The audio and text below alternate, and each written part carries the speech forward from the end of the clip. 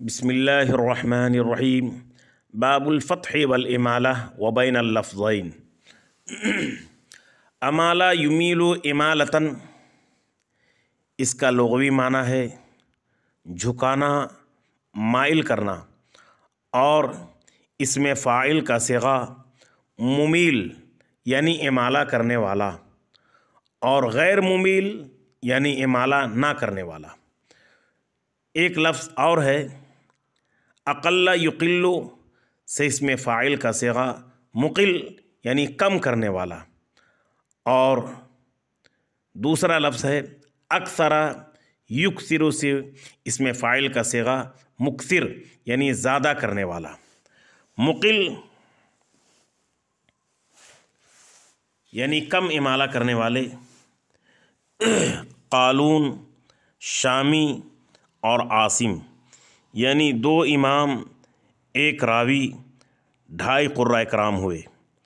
اور مکثر ورش، بصری، حمزہ، کسائی یعنی 3 ائمہ کرام اور ایک راوی، کل ملا کر 3.5 قاری ہوئے۔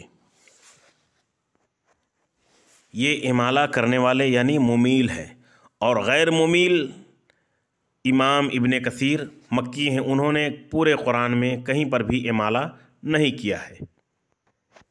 باب امالہ کے تحت 5 باتوں کا جاننا ضروری ہے۔ سب سے پہلی بات اصحاب فتح و امالہ، دوسری سبب امالہ، تیسری احکام امالہ، چوتھی محل امالہ، پانچویں کلمات امالہ۔ اصحاب فتح و امالہ قرۂ کرام میں سے ورش، بصری، حمزہ اور کسائی 3 امام، ایک راوی یعنی 3.5 قرۂ کرام ہو گئے۔ باقی جو بچ گئے ان کے لیے فتح متعین ہو گیا، مگر چند کلمات میں قالون، شامی، عاصم نے بھی امالہ کیا ہے، مگر ابن کثیر مکی نے کہیں پر بھی امالہ نہیں کیا ہے۔ یہ اصحاب امالہ ہوئے۔ سبب امالہ اجمالی طور پر دیکھا جائے تو سبب امالہ 2 ہیں۔ پہلا سبب کسرہ یعنی زیر، اور دوسرا سبب یا، اور اگر بالتفصیل دیکھا جائے تو سبب امالہ 5 ہیں۔ پہلا کسرہ موجودہ قبلیہ، جیسے کلاہما، اور کسرہ موجودہ بعدیہ ہو، جیسے الناری، الناسی۔ تیسرا سبب کسرہ مقدرہ ہو، یعنی کسی حال میں عارضی ہو، کسی حال میں عارضی ہو، جیسے زادہ، طابہ، جو کہ زدتم، طبتم میں عارض ہوتا ہے۔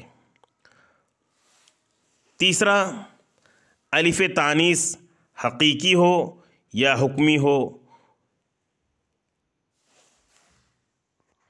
اس کے اوزان 5 بحرکات 3، یعنی فا کلمہ پر تینوں حرکتیں دے کر فعل، فعل، فعل، یہ 3 وزن ہوئے۔ چوتھا وزن فعالا اور 5واں وزن فعالا۔ ان 5 اوزان میں سے کسی وزن پر بھی کلمہ آئے گا تو اس کا امالہ ہوگا، یعنی اس وزن پر آنے والا کلمہ کا امالہ ہوگا، اور یہ امالہ کا سبب ہے۔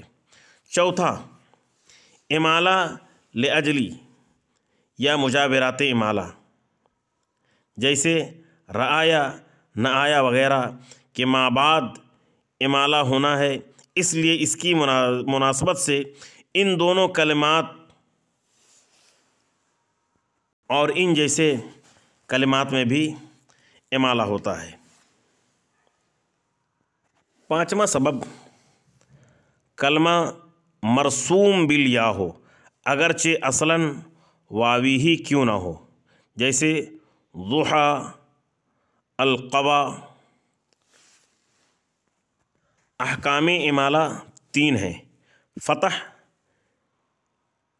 इमाला, तक़लील।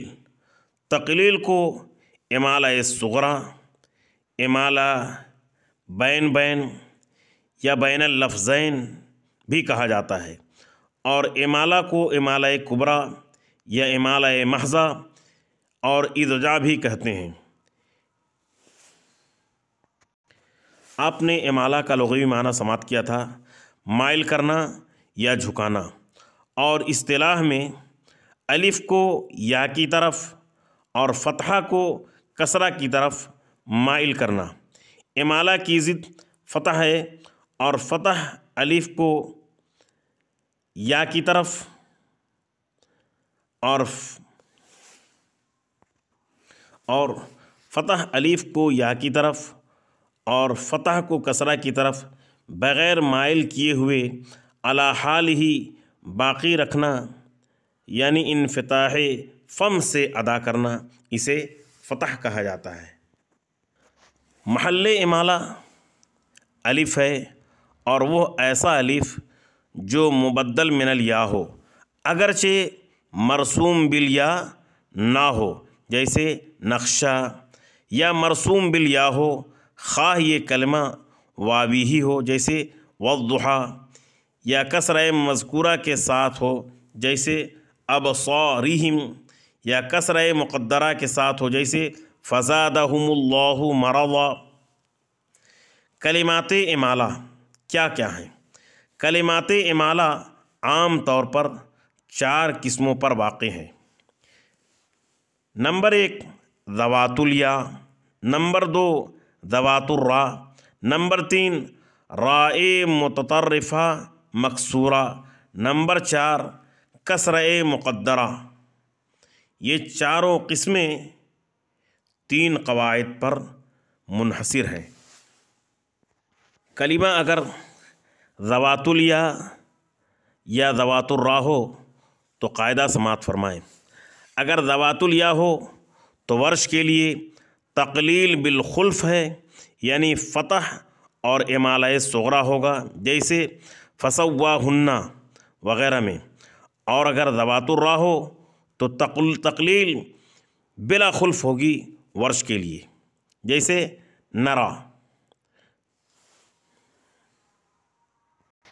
और इख़्वैन के लिए दोनों में इमाला कुबरा है। इख़्वैन से मुराद इमाम हमज़ा और किसई। और बसरी के लिए ज़वातुल या में तक़लील है, बशर्ते के वो कलिमा फ़अला, फ़िअला, फ़ुअला में से किसी एक वज़न पर हो, जैसे सलवा, यहया, ईसा, मूसा वग़ैरह। और ज़वातुर रा में मिसले इख़्वैन बिला शर्त बसरी के लिए इमाला होगा। लेकिन अगर माबाद हरफ़ साकिन आ जाए तो सिर्फ़ सूसी के लिए इमाला बिल खुल्फ़ होगा, और बाकी कुर्रा इकराम के लिए महल्ले इमाला अलिफ़ साक़ित हो जाने की वजह से इमाला नहीं होगा, जैसे नरल्लाह ज़िक्रद्दार। कायदा नंबर 2, हर वो अलिफ़ जो राए मुततर्रिफ़ा मकसूरा से पहले किसी इस्म में वाक़े हो तो उस अलिफ़ में वर्ष के लिए तक़लील और बसरी और दूरी अली के लिए इमाला होगा, जैसे मिनन्नार, वाला अबसारिहिम, काफिरीन वग़ैरह। और अगर इस मज़कूरा अलिफ़ से पहले भी रा वाक़े हो तो अब वर्ष की तरह इमाम हमज़ा के लिए भी तक़लील और बसरी दूरी अली की तरह अबुल हारिस के लिए भी इमाला होगा, जैसे अबरार, من الاشرار، اس میں امام حمزہ تقلیل کریں گے اور بصری اور دوری علی امالہ کریں گے اور ابو الحارث بھی امالہ کریں گے۔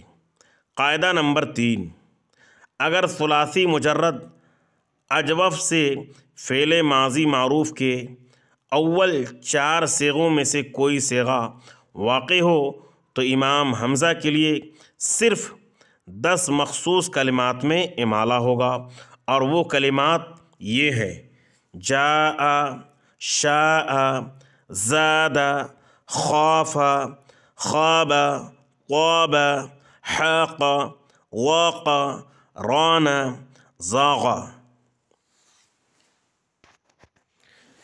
نہ کہ زاغت۔ اور ابن ذکوان کے لیے صرف 3 کلمات یعنی جاء، شاء میں اور فزادہم اللہ میں بلا خلف، اور بقیہ تمام کلمہ زادہ میں بالخلف امالہ ہوگا، اور شعبہ اور کسائی کے لیے صرف بل رانا میں امالہ ہوگا۔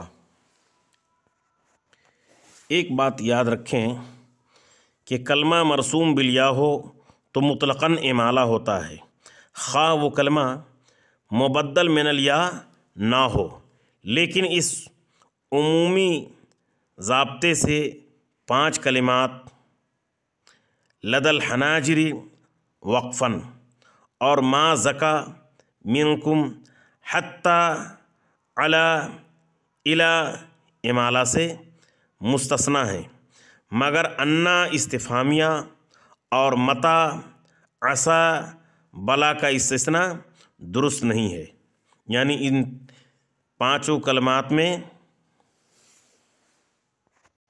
امالہ نہیں ہوں گے، لیکن انا استفہامیہ اور متا، عسا، بلا ان میں امالہ ہوگا۔